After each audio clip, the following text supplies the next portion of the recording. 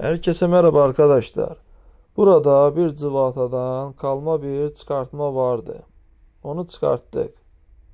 Ondan sonra temizlenmesi gereken biraz yapıştırıcı kalmıştı.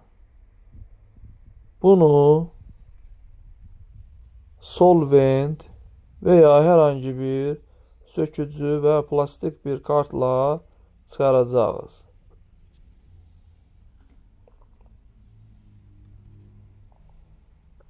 Şu kart ile. Biraz solvent sürün, biraz bekleyin ve ardından plastik bir kartla temizleyin.